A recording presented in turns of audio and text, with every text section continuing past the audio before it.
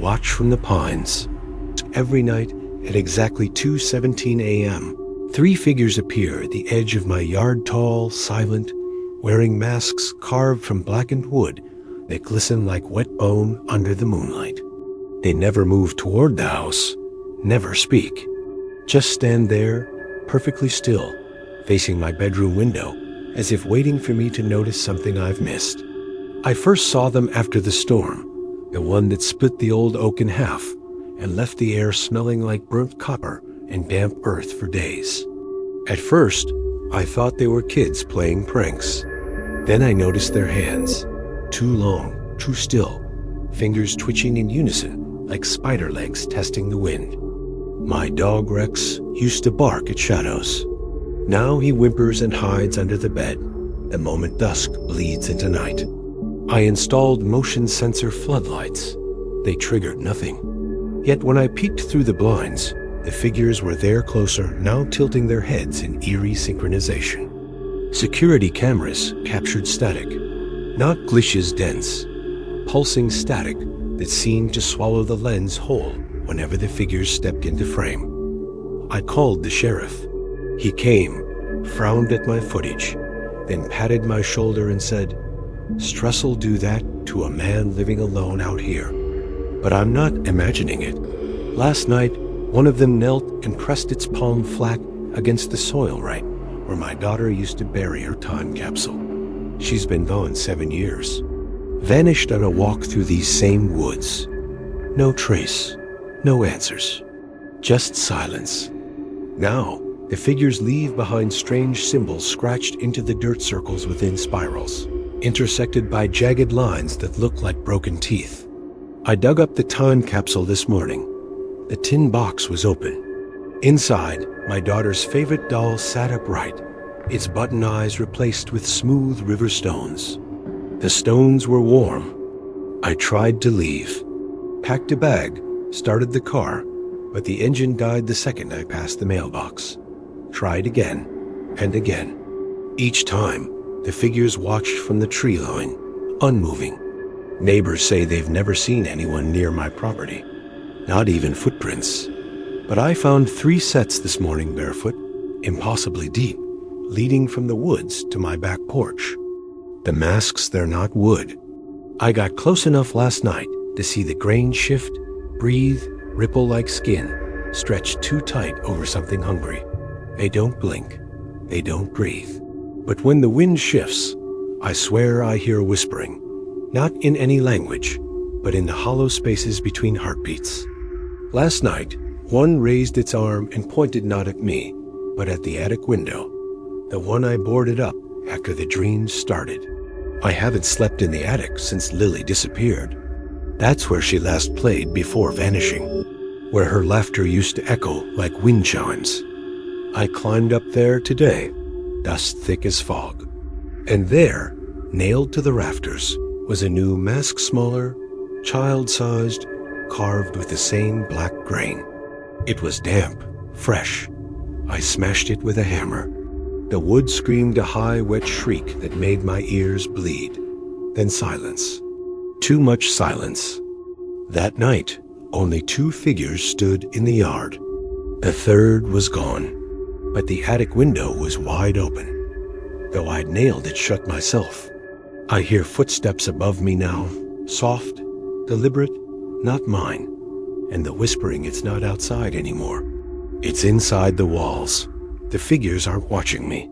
They're waiting for me to remember what happened that day in the woods. What I did.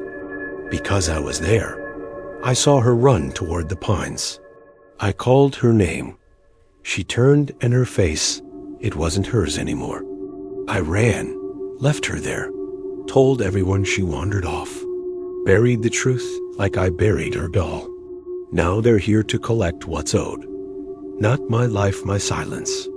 My guilt, my memory. Tonight, I'll walk out to meet them.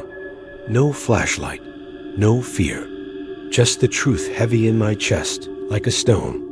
They've already begun digging a 4th hole in the yard, right next to the time capsule. Just my size. The masks are smiling now. Not with mouths, but with the way their hollow eyes catch the moonlight, gleaming like promises kept. I understand. They're not strangers. They're guardians. Keepers of the pact between the woods and the lost. And Lily? She's not gone. She's one of them now, taller, stiller, wearing a mask that almost looks like her face. I see her in the middle. She raises a hand, not to point, to invite. To invite. The front door creaks open on its own. Cold air rushes in, smelling of pine resin and wet earth. The whispering stops. It's time. I step onto the porch. The grass is warm under my bare feet. The figures don't move, but the trees behind them lean forward, branches curling like fingers. Lily tilts her head. The mask splits slightly at the seam, revealing a sliver of pale skin beneath her skin. I walk toward her, toward the hole they've dug, toward the truth I buried. The earth swallows my footsteps. The moon hides behind a cloud, and for the first time in 7 years, I feel peace, because I'm going home. But if you hear whispering outside your window tonight, don't look, don't listen. And whatever you do, don't bury your guilt. They always come for it, and they never come alone. The alley that follows. It started with a wrong turn. I was walking home late, streets quiet, my shadow stretching long under flickering streetlights. I turned down a narrow alley I hadn't noticed before, or maybe hadn't existed, and felt the air change. The alley seemed longer than normal, too narrow, too still. No wind moved the trash. No distant cars broke the silence. I told myself it was just a shortcut, familiar routes blending in my sleep-deprived mind. But it wasn't familiar at all. As I walked, the walls seemed to close in. Shadows stretched and shifted, and I could swear I felt eyes on the back of my neck. I spun around, empty street, empty alley. Yet the unease stayed, crawling along my spine. I tried to leave, turn back, retrace my steps, but the alley looped. It stretched farther than it should have, corners bending impossibly. I glimpsed a figure at the far end, pale, unmoving, hooded. It didn't approach, but I could feel its gaze. Every turn I made, the figure appeared closer, not moving in normal steps, but somehow there, always ahead. I blinked, and it was gone. I blinked again, and it had shifted, anticipating my every move, adapting to my speed and hesitation. I called out. My voice echoed strangely, warped, bouncing off walls that didn't exist in reality. The figure didn't answer. It didn't need to. I felt it studying me, calculating, as if the alley itself had become a cage. I tried running. My feet pounded against pavement that felt endless. Streetlights flickered overhead, yet the exit never came. Each bend brought the same figure closer, appearing in impossible angles, as if the alley wanted me trapped, learning my fear. I noticed subtle signs. Trash shifted in patterns. Graffiti realigned between glances, shadows bending at impossible angles. Something was guiding me, orchestrating my path, ensuring I could never leave the alley on my own terms. I tried using my phone to call for help. No signal. The map app showed the alley stretching infinitely, looping impossibly, no exits, no intersections. My location blinked between 2 points at once. I realized the alley was alive. It knew me. Every step became an act of calculation. The figure never ran, never spoke, just mirrored me at a distance, waiting for a lapse, a misstep.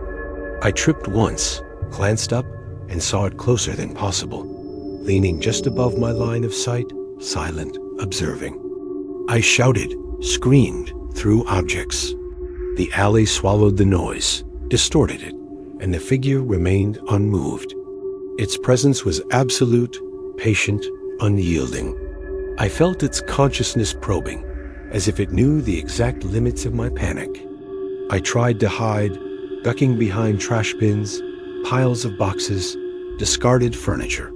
It appeared around every corner, perfectly placed, never making a sound, but leaving the air thick with intent, like a predator testing its prey. Time became meaningless. The sun never rose. Streetlights burned, flickered, then stabilized. Every attempt to leave returned me to the same corridor.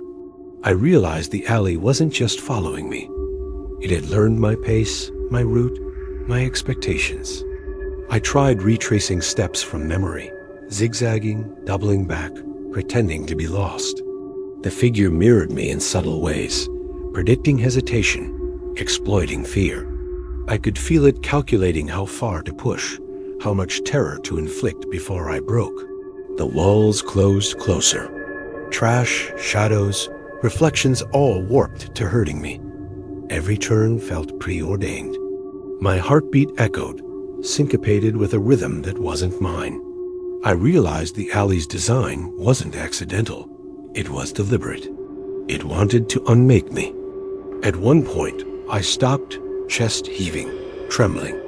I looked back. The figure had multiplied, dozens of them now, all hooded, all observing. Impossible. The alley had multiplied its watchers, each shadow a perfect copy, each waiting for me to panic. I ran blindly. Corners curved in ways that made my stomach lurch. Objects that weren't there moments ago appeared to block exits. I screamed for help, and the echoes answered with faint whispers of my own voice. The alley had learned even to mock me. Finally, I stumbled into a familiar street. Exhausted, gasping, I looked back. The alley had vanished. No figures, no shadows, only the normal cityscape, quiet and mundane. But the unease lingered. I knew it would return. The alley would appear again, tailored to my footsteps, my fear. I don't know when or where, but every night I imagine turning a corner and seeing it stretching, waiting, with silent figures just ahead, just out of reach. The memory is a prison, a warning. It follows, always adapting, always patient. The numbers on my door. It started subtly. One morning, I noticed a small number scratched into my front door. Faint, precise, like someone had carved it with care. I thought it was vandalism, random, meaningless. I wiped it off. By evening, it was back. The next day, the numbers increased. Each morning brought a new figure, carved with the same meticulous hand. They were never the same number twice. I began photographing them, documenting every scratch, every detail, but they seemed to change overnight, slightly shifting, almost mocking me. At first, I tried ignoring it. I told myself it was a neighbor, a bored teenager, a prank, but the numbers weren't random. They matched my sleep patterns. Each time I woke in the night, I noticed a corresponding scratch. Someone or something was watching me. I installed a camera on the door. Morning reviews showed nothing. No intruders, no tools, nothing that could explain the precise carvings. But when I watched the night footage slowly, a shadow flickered, almost human, lingering in impossible ways, vanishing the moment the camera focused. The police laughed at first. Vandalism. Simple, petty crime. I tried to explain the timing. They didn't believe me. But I could hear it. Faint scratching at night, sometimes echoing my heartbeat, sometimes perfectly timed to my breathing. They weren't listening. I was alone. Then the numbers began to form patterns. Days counted down. Sometimes letters appeared. My name, my apartment number, cryptic messages I couldn't decode. The door became a canvas, and I was the unwilling participant in some grotesque ritual. I tried cleaning the door, repainting it, boarding it up. Nothing mattered. The carvings returned by dawn, fresh, deep, impossibly precise. No one saw me clean it. No one heard the hammer, the chisel. The door became a living thing, recording my presence, mocking my attempts to erase it. Sleep became impossible. Each night, I lay in bed, listening for the scratches. Sometimes I swore I could hear the numbers being etched above me, in whispers, in tapping, in breathing that matched mine exactly. I began counting my own breaths to stay sane. I started keeping a log of the numbers. At first, they seemed meaningless. Then a pattern emerged. They counted down to something, a date, an event I couldn't predict. I tried to stay out of my apartment, hoping absence would break the cycle. But the numbers adapted. Every window reflected a shadow of someone carving while I was away. My neighbors denied seeing anything unusual. Friends visiting claimed everything looked normal. But I knew. I knew the numbers weren't just vandalism. They were personalized, alive, intelligent. They were watching. I attempted surveillance with motion detectors. Nothing triggered. No movement recorded. Yet the scratching continued. I even tried staying awake, sitting in front of the door all night, but each morning the numbers had multiplied. The carving seemed to anticipate my vigilance. I considered leaving, packing bags, driving far, erasing my address. But when I slept in a hotel, new numbers appeared on the mirror, on my phone, my emails, messages that no one had sent. The numbers had learned to follow me, to exist wherever I was. The carvings escalated. Some nights, I could feel tiny scratches on my hands as I slept, faint abrasions that I hadn't inflicted. Objects in my apartment shifted. Doors opened slightly. Chairs rotated toward the door, as if the numbers themselves had a presence, a will beyond scratches in wood. I tried reaching out online, forums, social media, friends. Each time, a new number appeared somewhere digital, corresponding to a post I hadn't made yet, predicting thoughts I hadn't written. My life was no longer private. My routines, my fears, my smallest actions were being recorded. One night, I woke to a scratching in my ear, faint, imperceptible, like someone whispering numbers into my skull. I fled my bed, ran outside, checked the street. Nothing. But when I returned, the door was covered in numbers, arranged into a countdown that ended tonight.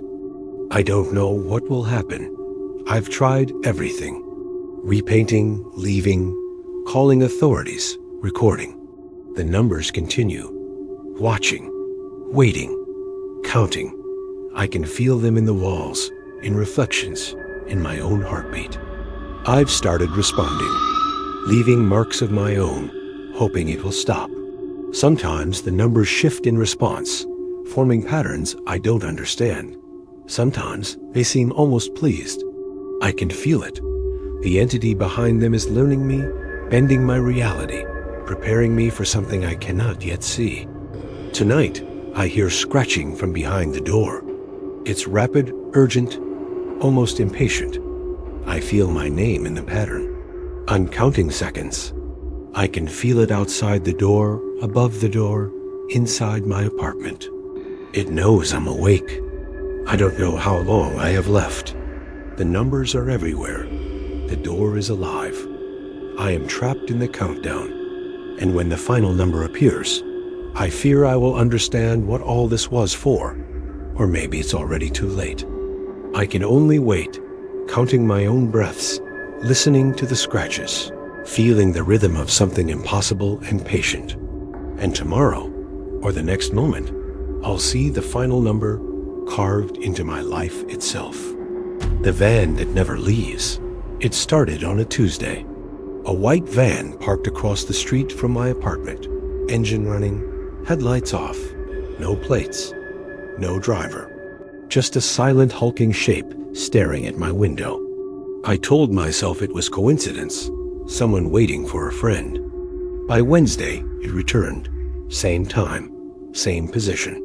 I tried looking away, focusing on my work, my phone, pretending not to see it. But every glance revealed it exactly where I had last spotted it. Always waiting, always running. I considered calling the police. When I walked outside, the van was gone. I laughed at myself, thinking I had imagined it. By the time I returned home, it was back. Engine running, the shadow inside shifting as though it were alive. The next night, it appeared earlier. I hadn't even gone out yet. I saw it through the living room window, wheels untouched, perfectly still. And then the engine revved softly, though I hadn't touched the street.